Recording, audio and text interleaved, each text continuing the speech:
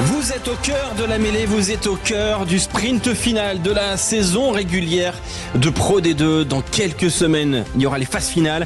Et aujourd'hui, il y aura des enseignements. C'est un moment décisif. C'est la 27e journée. Seulement 4 matchs à disputer d'ici la fin de la saison. Il y a des enjeux partout pour le top 2, pour le top 6, pour le maintien aussi. Ça va être exceptionnel ce soir. Vous êtes sur la radio du rugby, vous avez bien fait. Salut Quentin Cavanis. Bonsoir Alexandre, bonsoir à tous. Ravi de vous retrouver pour cette Pro D2 et cette soirée qui s'annonce déjà riche en suspense.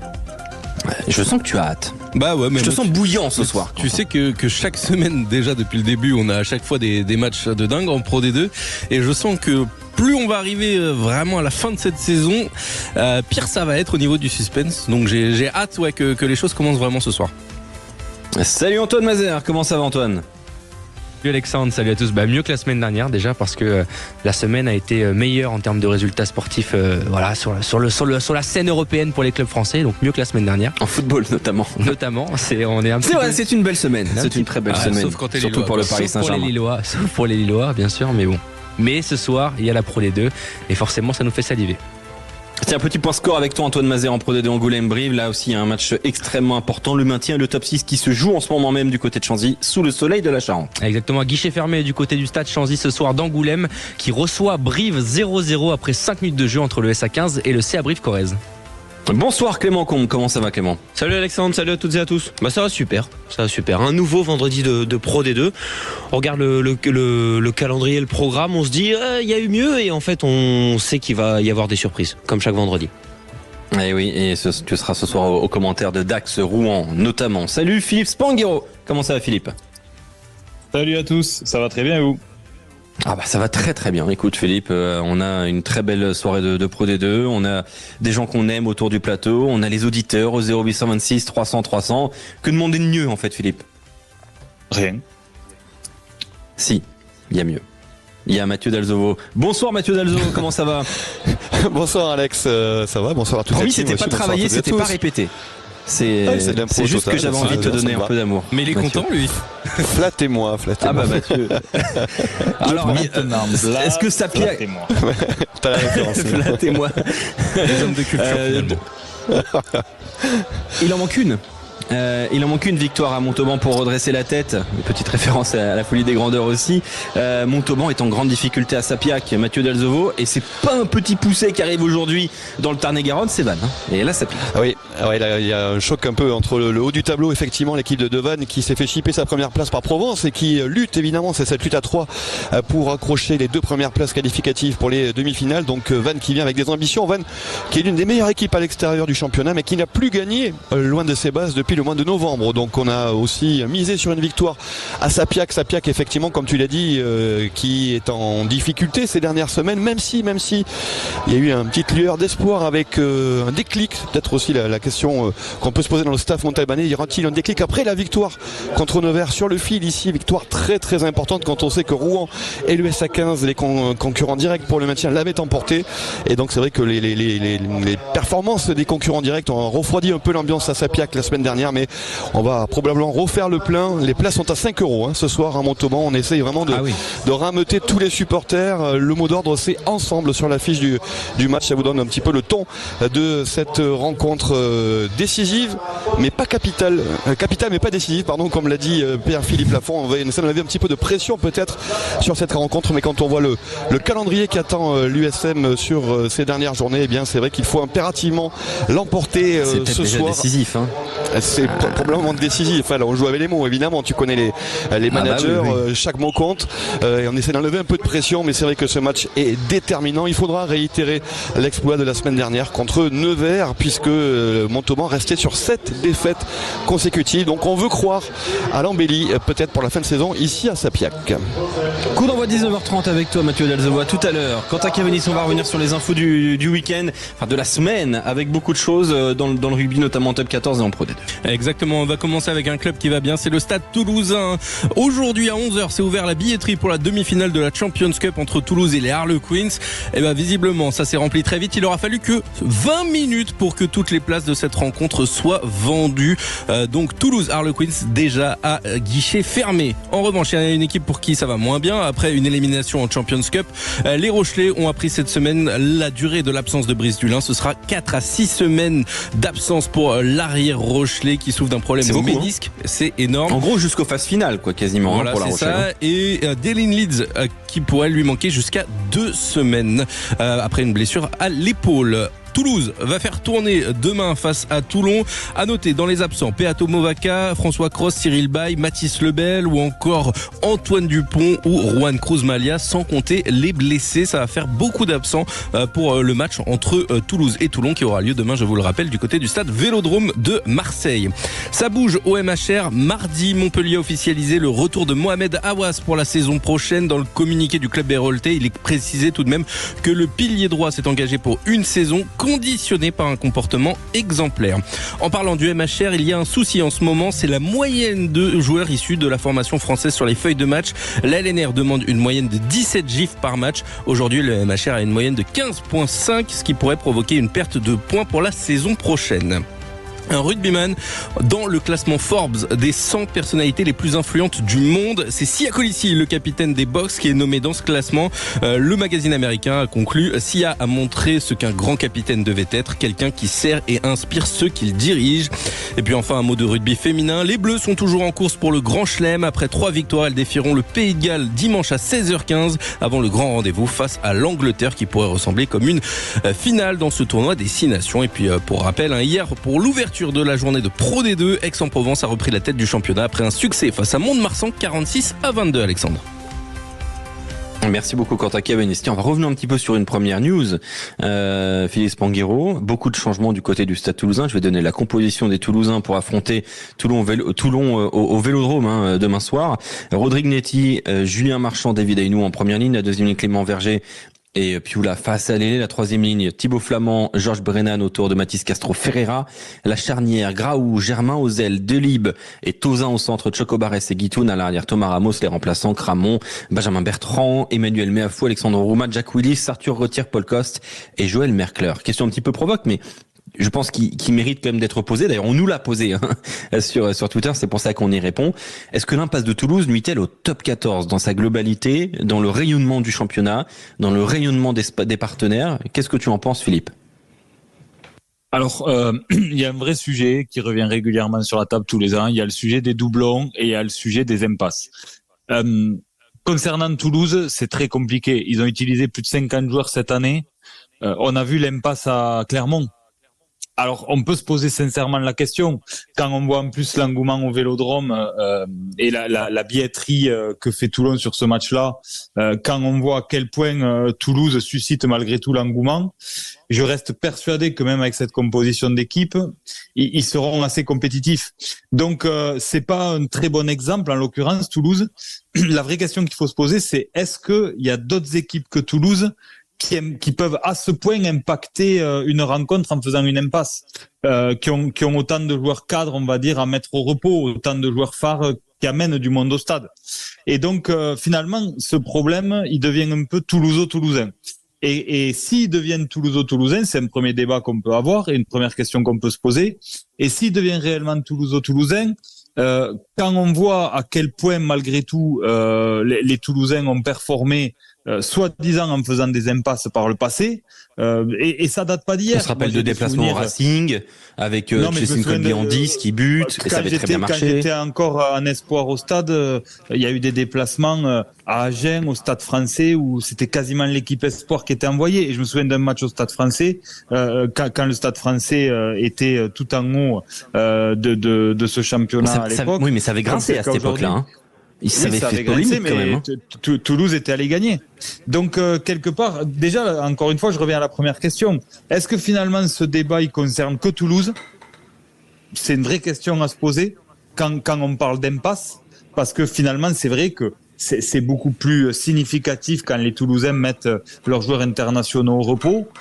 Et surtout, quand on voit le niveau des joueurs qui sont alignés et ce qu'ils ont été déjà capables de montrer, est-ce que c'est réellement considéré comme une impasse et est-ce que ça va pas être un match quand même intéressant à suivre?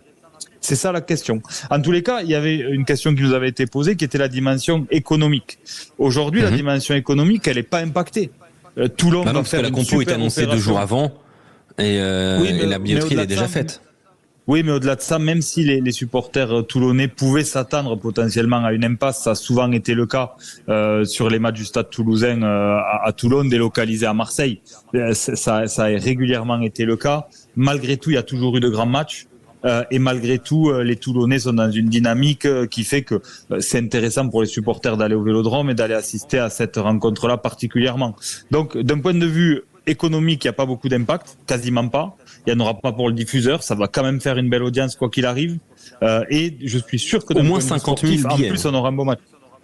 Au moins 50 000. On peut imaginer 55, 56 000, ce qui est énorme, évidemment, et je te rejoins tout à fait là-dessus. Très rapidement, Philippe, sur l'histoire des gifs à Montpellier, on a Patrice Colazo qui est conscient du problème, évidemment, il est le manager de cette équipe, et il dit je peux pas non plus sacrifier la performance sportive de mon équipe, surtout dans une situation de maintien. Il parle de dilemme terrible, Patrice Colazo, sur le quota des gifs qu'il faut respecter. On rappelle, c'est 16. Je le comprends. Bien sûr que le dilemme, il est compliqué parce qu'en plus, ils ont pris cette équipe en cours de route. Donc, ils n'ont pas pu la manager dès le début de saison en intégrant cette règle de gif. Ni construire l'effectif. En tous les cas, le dilemme, il est très compliqué, mais malgré tout, cette règle des gifs, on voit à quel point elle a sauvé la formation française. Parce que quelque part, il y a parce qu'on rappelle la règle, il faut avoir passé 3 ans dans un centre de formation ou avoir joué plus de 5 ans. Enfin, il y a des règles très précises et malgré tout, elles sont dures à contourner. Donc, quelque part... Moi, je le trouve très bien fait, le système. Oui, il est très bien fait. Par contre, c'est vrai qu'on peut se poser la question du bon nombre. Ça, c'est un vrai sujet parce que là, on va encore renforcer le dispositif. On va passer à 17 joueurs. Honnêtement, 16, ça me paraît déjà suffisant. Honnêtement, moi personnellement. Mais c'est un vrai débat. Moi, je pense que le vrai sujet, c'est de protéger notre formation française en laissant l'opportunité aussi à des clubs français d'aller chercher des joueurs à l'étranger parce que quelque part, ces joueurs étrangers, ces stars entre guillemets qui viennent d'ailleurs, elles servent aussi la formation française. Les joueurs français apprennent à leur contact. Donc ça, c'est un vrai débat pour moi. Le prochain débat, il est là. Comme on a gelé l'évolution de la masse du salary cap, voilà, il faut se poser la bonne question. Il faut savoir pourquoi cette règle a été faite. Les raisons sont très respectables. Et cette règle a eu l'effet escompté, mais maintenant, quelle est la bonne limite? Je pense que quand on voit déjà à quel point c'est complexe à 16, aller jusqu'à 17, ça va devenir une vraie difficulté. Dans un instant sur Sud Radio, on va faire l'analyse des fins de saison de chaque club en lice pour le top 6 avec notre invité Julien Pierre. À tout de suite. Sud Radio, au cœur de la mêlée, Alexandre Priam. Vous êtes sur Sud Radio, sur la radio du rugby. Dans quelques minutes, le multiplex Pro D2. Mais d'abord, on va parler de top 14 avec l'analyse des fins de saison de chaque club en lice pour le top 6. Et pour ce faire, on va être avec Philippe Spanghero, bien évidemment, notre consultant et notre invité ce soir, Julien Pierre. Bonsoir, Julien. Bonsoir. Bienvenue sur Sud Radio, Julien. 27 sélections passées par le Stade Rochelais, Bourgoin, Clermont, la section paloise. Et d'ailleurs, un superbe travail, petite mention personnelle à la section paloise sur la dimension écologique du club qui est toujours, j'ai l'impression, dans cette idée-là et qui fait figure de un petit peu d'ovni très positif dans le top 14. Et on voit qu'il y a d'autres clubs qui vont emboîter le pas, on l'espère, le plus vite possible, Julien. Un petit mot donc. Non, mais parce que c'est quand même tout à fait à ton honneur. C'est toi qui as lancé ça et la section paloise avait su t'écouter. Ça, c'était quand même quelque chose d'extrêmement positif, notamment avec les maillots et avec plein d'actions du côté de la section paloise. Alors le classement, on va parler des 9 premiers aujourd'hui. Le Stade Français, le Stade Toulousain, le Racing 92, Toulon, le Stade Rochelais, l'Union Bordeaux-Bègles. Pau 7e, 8e Castres et Perpignan 9e. Je vais demander à toi Julien et à toi Philippe, je vais vous donner le classement de chaque prétendant au top 6 et vous me dites top 6 ou pas top 6 à la fin de la saison et on en discute. Le Stade Français Paris est leader, 63 points pour le Stade Français Paris. Il y aura donc la réception de l'Aviron Bayonnais ce week-end, déplacement à Clermont, déplacement à Toulouse, réception de l'Union Bordeaux-Bègles, déplacement à Castres et enfin réception de Toulon. Le Stade Français Paris, 63 points. Top 6 ou pas top 6 à la fin de la saison, Philippe Spanghero? Top 6, bien sûr.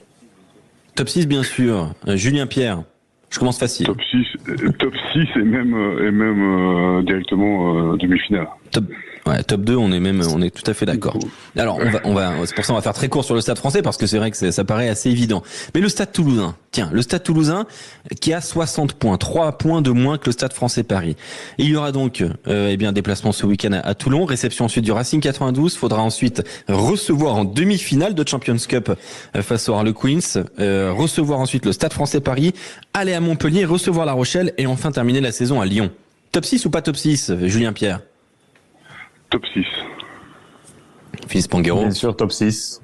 Bien sûr, top 6. On est d'accord. On attaque un peu le gros du sujet. Il y a quand même un gap. Il y a le Racing 92 qui est 3e avec 52 points. 52 points, pour vous donner une indication, c'est 6 de plus que Pau qui est en dehors du top 6 actuellement. Le Racing 92, son calendrier c'est quoi? C'est un déplacement à Oyonnax ce week-end, un déplacement à Toulouse ensuite, la réception de Bayonne, un déplacement à Lyon, réception de Pau et la saison qui se terminerait, donc la saison régulière à La Rochelle. Top 6 ou pas top 6, Philippe Spanghero, pour le Racing 92? Top 6. Top 6, je sens de la certitude. Julien Pierre. Top 6. Top 6 aussi. Alors voilà, amis supporters franciliens, vous êtes dans le top 6 selon les spécialistes de Sud Radio Rugby ce soir. Toulon maintenant. Toulon a 1 point de retard sur le Racing 92, 51 unités. Réception de Toulouse, déplacement à La Rochelle, réception de Lyon, déplacement à Oyonnax, réception de Clermont et déplacement au Stade Français. Il y a top 6 ou il n'y a pas top 6 pour le RCT en fin de saison, Julien Pierre? Il y a bagarre. Alors, là on y vient. Là, si tu devais parier la maison, Julien Pierre. Répète les 6 matchs. Et donc Toulouse ce week-end. Alors, réception de Toulouse, déplacement à La Rochelle, réception de Lyon, déplacement au Oyonnax, réception de Clermont et déplacement au Stade Français pour terminer la saison.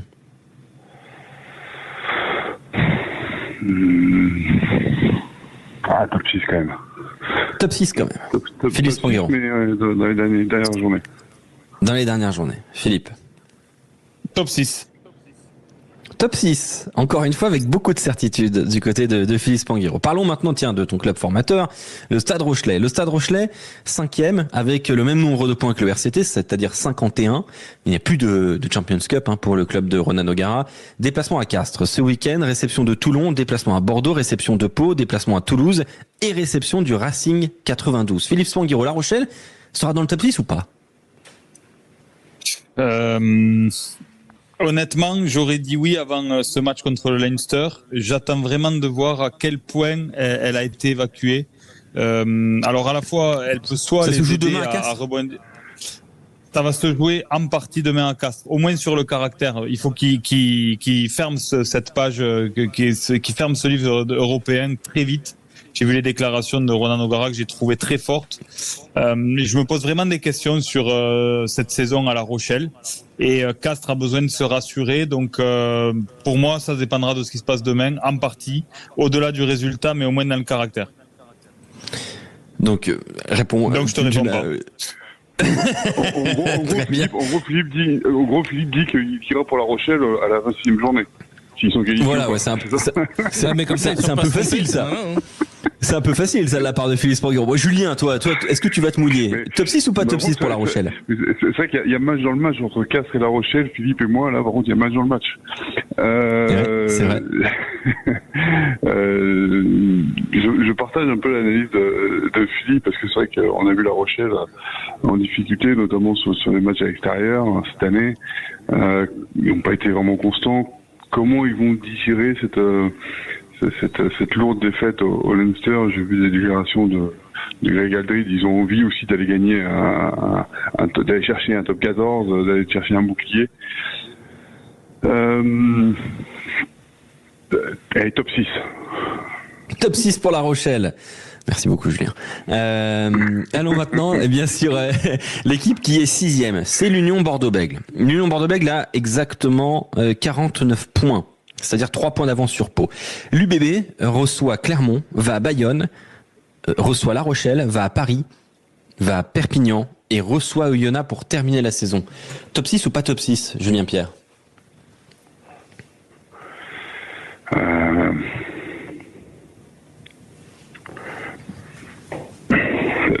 Bordeaux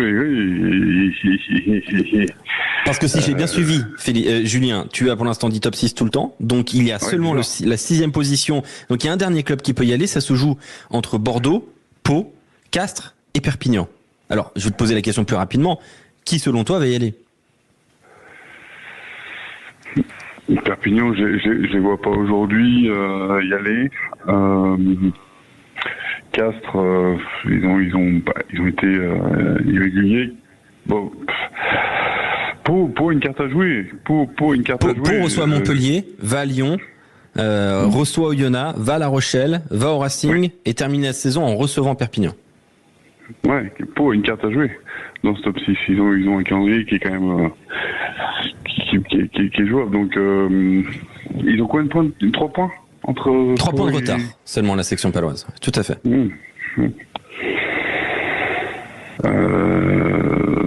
Bordeaux n'a pas le droit à l'erreur s'ils veulent se qualifier. Au dépend de Pau, je pense. Donc Pau, ils sont. C'est dur, hein.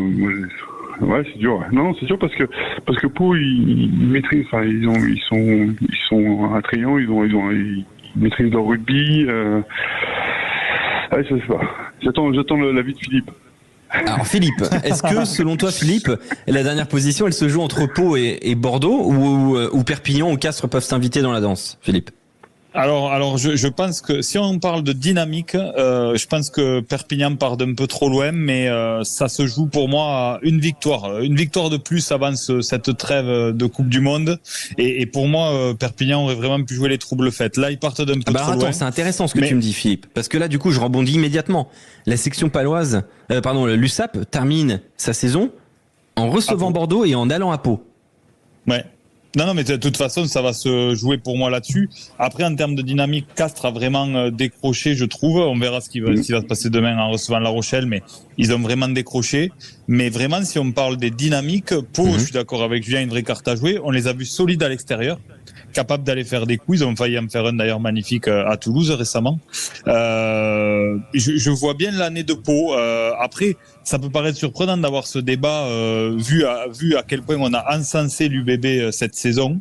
Mais il y a toujours cette défaillance sur la dernière ligne droite du côté de l'UBB. On a vu aussi, pour reparler de l'épisode Champions Cup, cette contre-performance à domicile. Il faut voir comment elle va être évacuée, et c'est clair que l'UBB va jouer avec une certaine pression parce que l'objectif affiché c'était le top 6, qui n'était pas le cas de Pau. Donc je mets une petite pièce sur Pau. Allez, une pièce sur Pau dépend de l'UBB. Et Julien, t'es convaincu par Philippe? Oui. Ah bah voilà. Non mais c'est vrai que l'UBB a été attrayant toute la saison, mais il y a quand même ce quart de finale qui fait mal et comment il va être digéré. C'est un peu comme La Rochelle, hein, comment ça va être digéré. Et Pau a été celui de la saison avec la fin de saison, la fin de carrière d'un Sam Whitelock qui va aussi tout amener, toute son expérience jusqu'à la fin de la saison, qui va amener encore plus de sérénité dans ce pack devant. Derrière, il y a vraiment des joueurs qui sont doués à Pau, à l'UPB aussi, hein.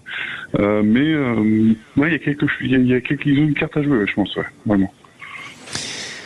Merci beaucoup Julien et Philippe. Donc je vous refais le top 6, c'est assez simple. Stade Français, Toulouse, Racing, Toulon, La Rochelle et Pau.